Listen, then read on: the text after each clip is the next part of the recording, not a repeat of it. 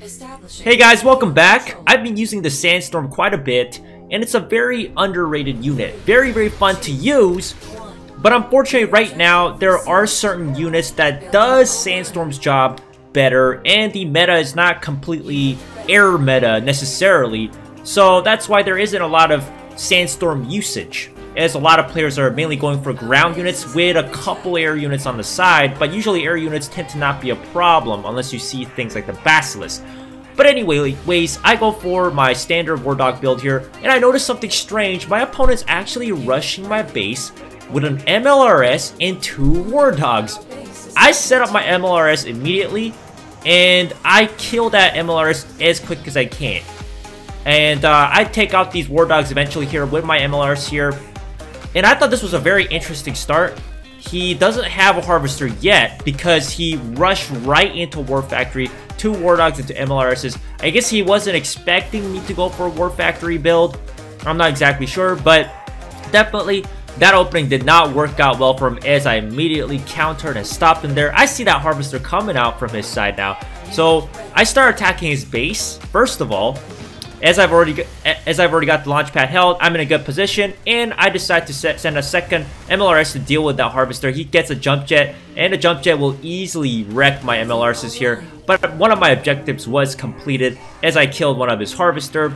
And I'm going to have to get some shockwaves out now because I know he's going to get a whole bunch of jump jets out on the field. And of course, they're going to absolutely wreck my MLRSs as that one jump jet was doing. So once again, I move out my jump jet to see if I can kill the Harvester, but I back it away and get my shockwave in position to take care of those pesky jump jets, because you see them all the time, and God, no one likes jump jets. They're very good against War Factory units, and they're very annoying to deal with. He takes out another MLRS there, and I'm more in a defensive position here, so I have to get a shockwave out to block the pathing of that jump jet to my MLRS. My MLRS from behind is taking out these War Dogs. Now I get a Tech Lab up, and I have a Sandstorm coming out because I really do like the Sandstorm unit, and I feel like they're underrated.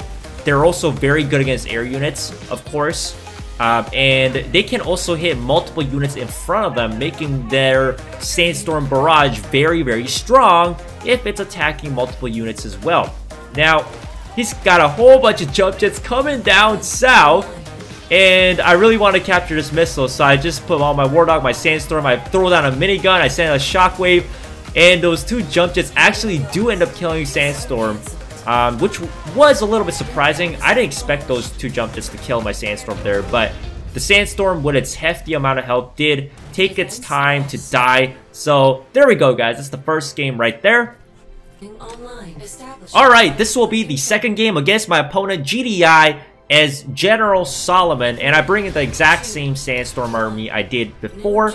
Gonna cut it down to my view once again, guys. I go right into a Harvester, and I go for a Barrack this time, which was actually a misplay, as I had War Dogs, and of course, if you only have Shockwaves, you don't want to really start off with a Barrack unless you know that your opponent is going to go straight into infantry. So I go for a War Factory right after, and I go right into a War Dog to see what he's got. I see jump jets coming out, and I'm pretty much expecting this kind of start from like all of my GDI opponents right now. As you guys also saw in my last video, where opponents always try to Harvester rush you with jump jets. Jump jets are such a common opening nowadays with GDI opponents. You just kind of have to expect half the time. So I go immediately into my shockwaves, of course, and that's going to thwart the jump jet threat as I position my shockwaves nicely. I spread them nicely. I send my War Dog to see what he's got on his side, and I see a whole bunch of shockwaves coming out. And so I keep building more shockwaves. Of course, it's going to be a battle of the shockwaves here. I build one War Dog as well, and I'm going to try to beat that incoming shockwave with the War Dog and the shockwave together. I also go for a helipad soon, and a Pitbull. I'm thinking of transitioning into a Talon at this point because, hey, he's got jump jets. Talons are great for jump jets and shockwaves for obvious reasons. They can't attack air. I try to sneak my Pitbull through. He sees my Pitbull coming, so he's got his jump jet, his missile squad ready to kill my Pitbull on the bottom side. Missile's almost done, so I'm really more focused on capturing this missile at this point, while trying to kind of get him distracted to protect his Harvester. I send out one Talon finally, 2 Talons to deal with those infantry units in the center, and he sends one missile squad to the top to deal with my Talons. And he's gonna finally move his jump jet to deal with my Pitbull.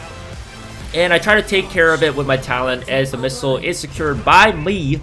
The Harvester, unfortunately, did not die. It did survive to see another day of mining crystals here from my opponent's side. And yeah, I'm just going to build more Pitbulls, more War Dogs. I'm going to try to kill that Harvester one more time. And he sends his injured jump jet across to try to kill my Harvester, which I deal with it with my talent. I see Zone Troopers coming out. Once again, another Tech Lab opponent, 3 Tech Lab units, Wolverine, Zone Trooper, Titan. It's such a standard combo. You see this in 90% of your GDI Tech Lab armies, opponents. But anyways, I go for some Sandstorms, and I'm going to go for Sandstorms and Shockwaves. I'm going to use my Shockwaves to deal with his Zone Troopers, and I'm going to use my Sandstorms to deal with his Wolverines.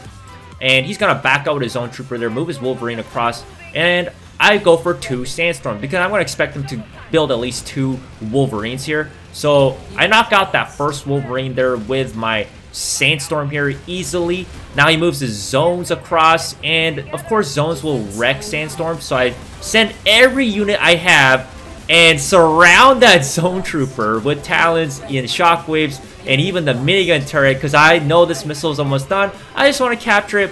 He builds 1 Wolverine again, and my Sandstorm will easily block that.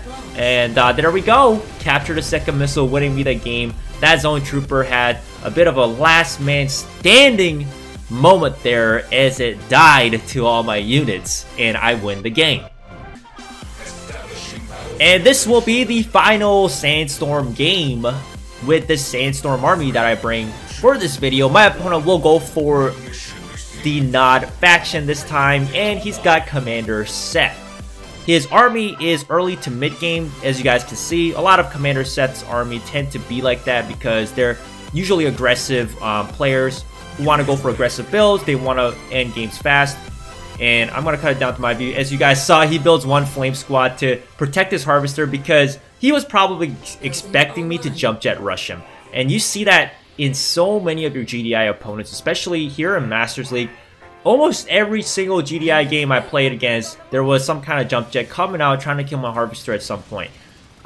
So, you know, it's just very expected nowadays to see GDI opponents with jump jets, especially when a lot of GDI players use War Factory units. Jump jets are great to deal with War Factory units. But anyways, we're going to go back to this game right now.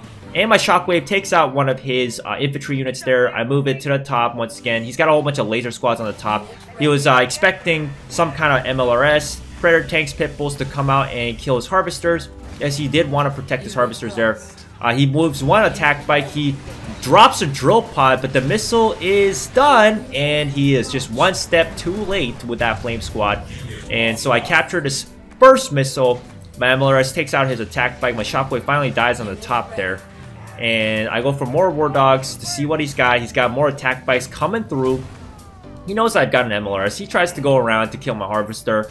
I go into a Tech Lab at this point because I do want to get a Sandstorm out. Once again, I really wanted to use the Sandstorm as much as I can with this army composition. That was kind of the whole purpose. But anyways, my Sandstorm will wreck that attack bike before it does kill my Harvester. He moves all his infantry units across the battlefield to see if he can capture this launch pad, which was kind of weird. But he goes for 1 Banshee here, and my Sandstorm actually comes just out in time, wrecking that Banshee. And you can see Sandstorms are just amazing to deal with against enemy air units, but they're not so good against tanks if they're like higher level. In this case, the Scorpion tanks is 2 levels higher, but my Sandstorm does actually stand up to its tank, which I was surprised. I actually expected my Sandstorm to die to his tank, especially being 2 levels lower, and tanks are good against vehicle units, of course. But that one Sandstorm definitely stood its ground, and I'll tile block his units here, and I will take the win here. And another amazing game with the Sandstorm. So once again, it's a highly underrated unit. You guys should definitely use it if you ever do want to use some GDI Tech Lab units.